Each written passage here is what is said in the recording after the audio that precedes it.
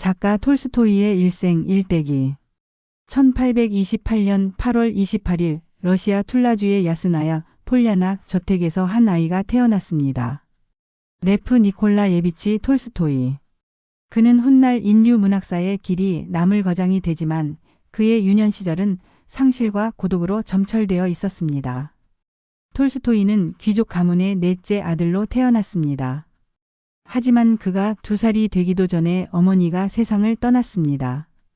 어린 톨스토이는 어머니의 얼굴조차 제대로 기억하지 못했습니다. 그는 평생 어머니의 초상화를 찾아 헤맸지만 단 한 장도 발견하지 못했습니다. 이 상실감은 그의 마음 깊은 곳에 평생 지워지지 않는 상처로 남았습니다. 9살이 되던 해 아버지마저 갑작스럽게 세상을 떠났습니다. 톨스토이와 그의 형제들은 친척들 손에서 손으로 옮겨 다니며 자랐습니다. 이 시기 톨스토이는 깊은 외로움을 느꼈습니다. 하지만 동시에 야스나야 폴야나의 광활한 자연과 농민들의 삶을 가까이에서 관찰할 수 있었습니다. 이 경험은 훗날 그의 문학세계를 형성하는 중요한 토대가 되었습니다. 어린 톨스토이는 유난히 감수성이 예민한 아이였습니다. 그는 형들과 함께 놀면서도 늘 무언가를 깊이 생각하는 아이였습니다.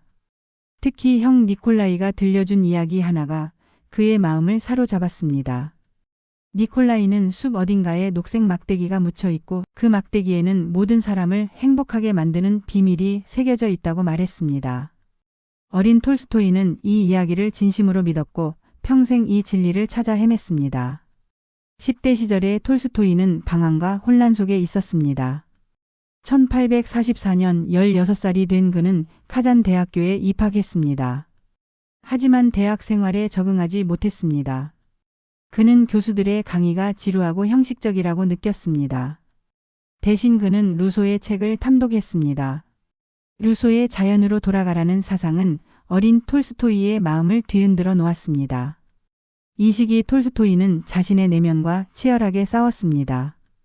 그는 일기를 쓰기 시작했는데 이 일기에는 자신의 모든 결점과 약점이 낱낱이 기록되어 있었습니다. 그는 자신이 게으르고 허영심이 많고 의지가 약하다고 스스로를 질책했습니다. 하지만 동시에 완벽한 사람이 되고자 하는 강렬한 욕망도 있었습니다. 그는 자기 개발을 위한 규칙들을 만들었습니다. 매일 새벽에 일어나기, 몸과 정신을 단련하기, 도덕적으로 완벽해지기. 하지만 이 규칙들을 지키는 것은 쉽지 않았습니다. 대학을 중퇴한 톨스토이는 야스나야 폴야나로 돌아왔습니다. 그는 농민들의 삶을 개선하고 싶다는 이상을 품었습니다. 하지만 현실은 녹록지 않았습니다. 농민들은 젊은 귀족의 개혁안을 신뢰하지 않았고 톨스토이 자신도 일관성을 유지하지 못했습니다. 그는 곧 모스크바와 상트페테르부르크를 오가며 귀족 사교계에 빠져들었습니다. 도박, 술, 향락. 톨스토이는 자신이 경멸하던 삶을 살고 있었습니다. 1851년 23살의 톨스토이는 인생의 전환점을 맞이합니다. 형 니콜라이를 따라 코카서스 지방으로 가서 군대에 입대한 것입니다. 코카서스의 장엄한 자연과 전쟁의 긴장감은 톨스토이에게 새로운 영감을 주었습니다. 그곳에서 그는 본격적으로 글을 쓰기 시작했습니다. 1852년 그의 첫 작품 유년시대가 당대 최고의 문학 잡지 동시대인에 실렸습니다. 이 작품은 즉각적인 성공을 거두었습니다. 비평가들은 신인 작가의 놀라운 심리 묘사와 진솔한 문체에 찬사를 보냈습니다.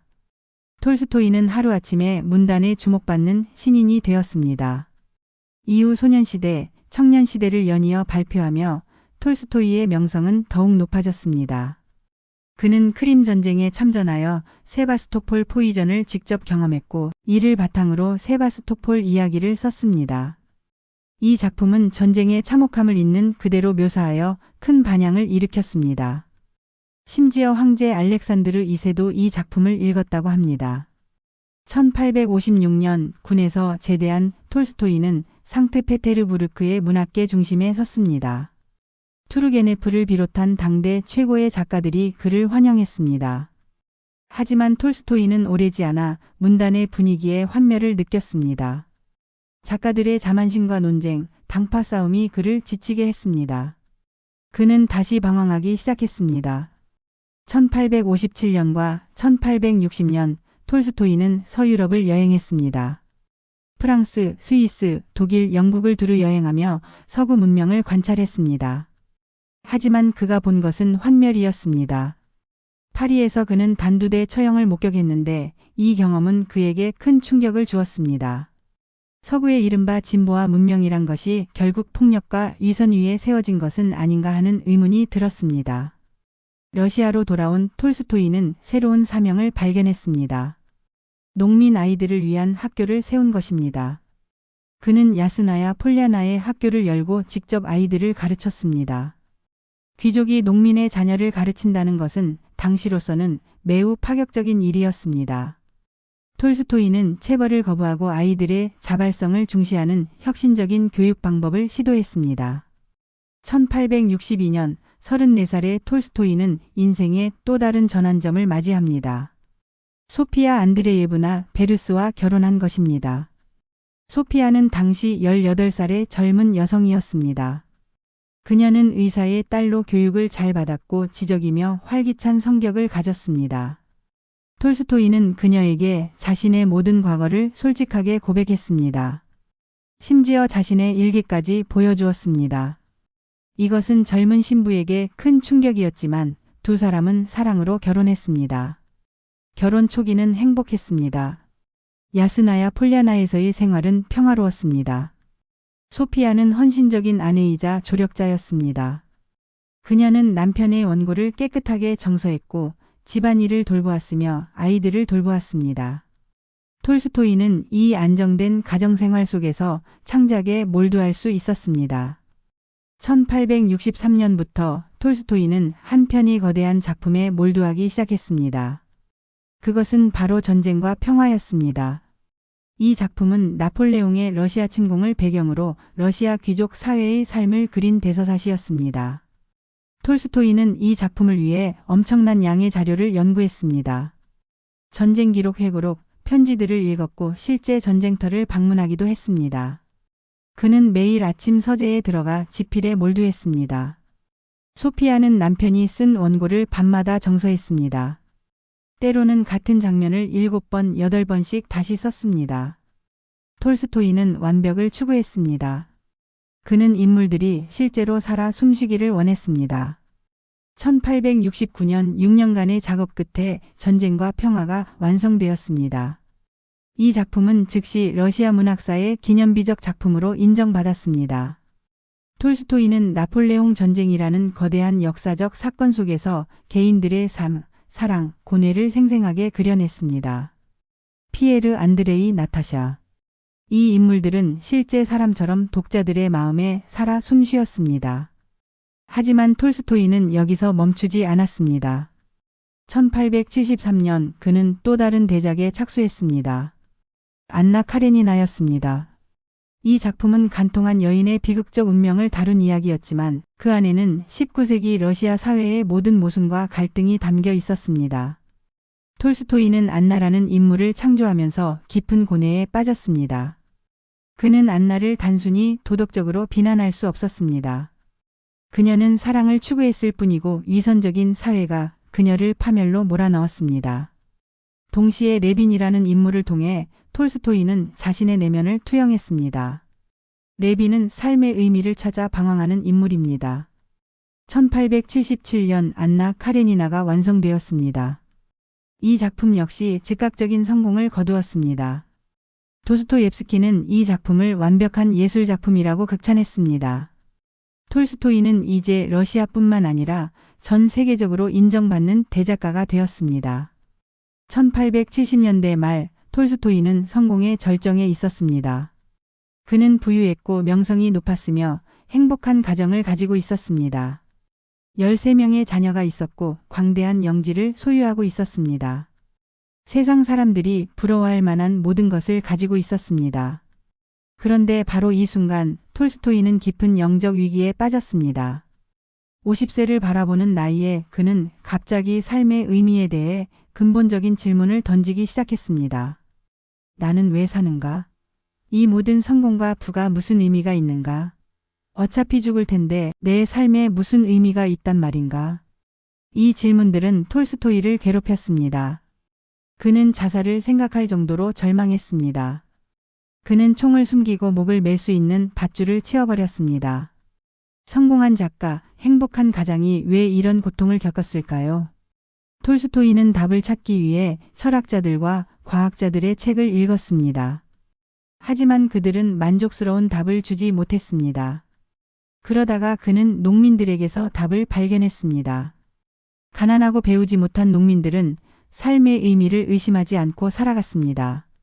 그들은 신앙 속에서 평화를 찾았습니다. 톨스토이는 기독교로 돌아갔습니다. 하지만 그것은 형식적인 교회의 기독교가 아니었습니다. 그는 예수의 산상수훈, 특히 악의 폭력으로 맞서지 말라는 가르침에 깊은 감명을 받았습니다. 그는 이것이야말로 인류가 추구해야 할 진리라고 확신했습니다. 이후 톨스토이의 삶은 완전히 변했습니다. 그는 검소한 삶을 살기로 결심했습니다. 화려한 귀족의 옷을 벗고 농민복을 입었습니다. 직접 밭을 갈고 나무를 패고 구두를 만들었습니다. 그는 자신의 저작권을 포기하고 재산을 나누어 주고자 했습니다. 이러한 변화는 가족, 특히 아내 소피아와의 갈등을 불러일으켰습니다. 소피아는 남편의 변화를 이해할 수 없었습니다. 그녀는 13명의 자녀를 키우며 평생 헌신했는데 이제 남편은 모든 재산을 포기하고 가난하게 살자고 합니다. 두 사람 사이의 갈등은 점점 깊어졌습니다. 하지만 톨스토이는 자신의 신념을 굽히지 않았습니다. 1880년대부터 그는 종교와 사회 문제에 관한 글들을 쓰기 시작했습니다. 참회록, 나의 종교, 천국은 당신 안에 있다 같은 작품들이었습니다. 이 글들에서 그는 교회의 형식주의를 비판하고 국가의 폭력을 거부하고 비폭력 저항을 주장했습니다. 러시아 정교회는 톨스토이를 이단으로 선언했습니다.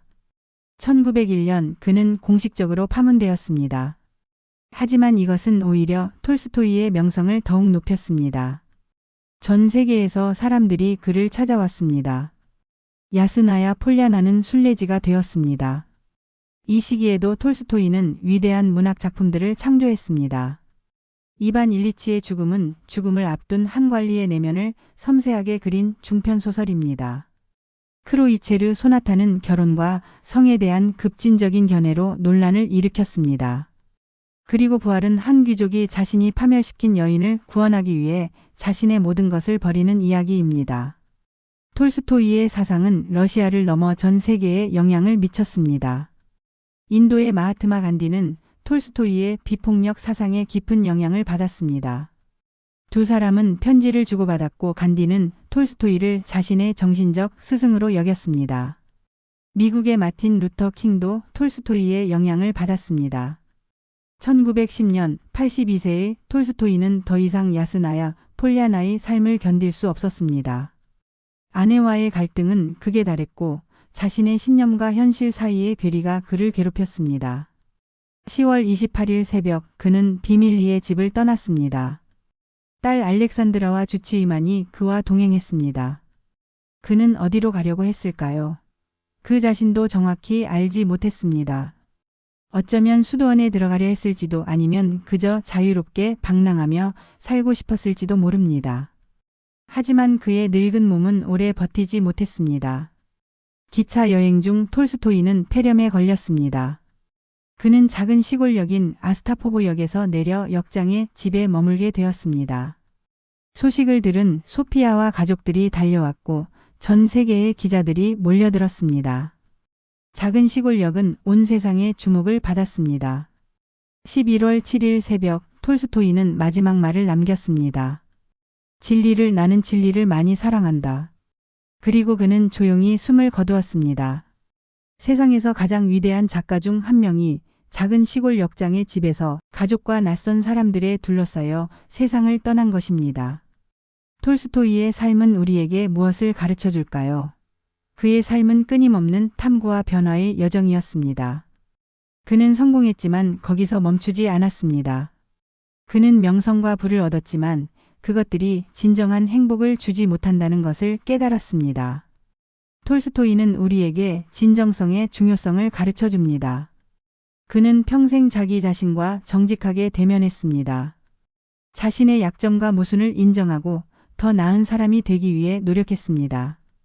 그는 82세의 나이에도 여전히 변화하고 성장하려 했습니다.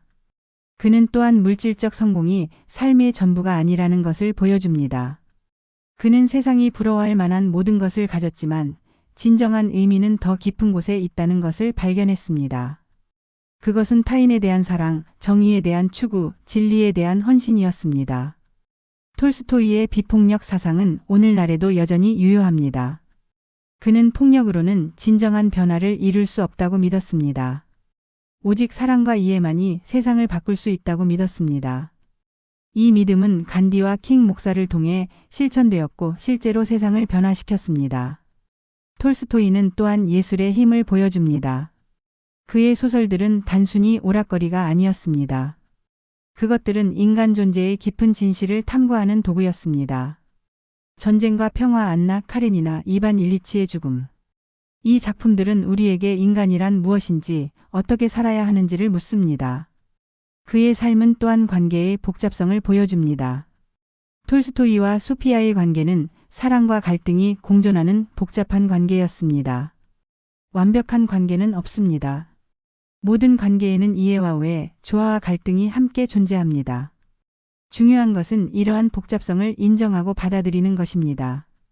톨스토이는 우리에게 끊임없이 질문하라고 가르칩니다. 당연하게 여겨지는 것들에 의문을 제기하고 더 나은 삶의 방식을 탐구하라고 합니다. 그는 안주하지 않았습니다. 성공의 정점에서도 근본적인 질문들을 던졌습니다. 마지막으로 톨스토이의 삶은 용기에 관한 이야기입니다. 82세의 나이에 집을 나선다는 것은 엄청난 용기가 필요한 일입니다. 그는 안락함과 안전을 버리고 자신의 신념을 따라 살기로 결심했습니다.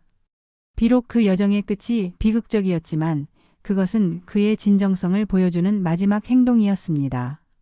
오늘날 우리는 톨스토이가 살았던 시대와는 많이 다른 세상에 살고 있습니다. 하지만 그가 던진 질문들은 여전히 유효합니다. 우리는 왜 사는가? 진정한 행복이란 무엇인가? 어떻게 의미 있는 삶을 살 수 있는가?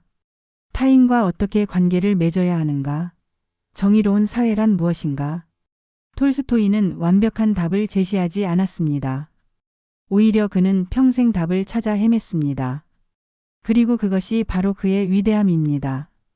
그는 우리에게 완성된 진리가 아니라 진리를 추구하는 과정을 보여주었습니다.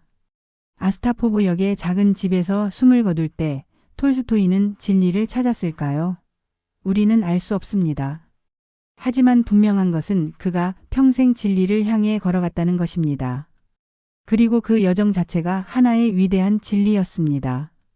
오늘 우리가 톨스토이의 삶을 돌아보는 이유는 단순히 과거의 위인을 기억하기 위해서가 아닙니다. 그의 삶은 우리 자신의 삶을 돌아보게 하는 거울입니다. 우리는 진정성 있게 살고 있는가? 우리는 의미를 추구하고 있는가? 우리는 성장하고 변화하려 노력하고 있는가?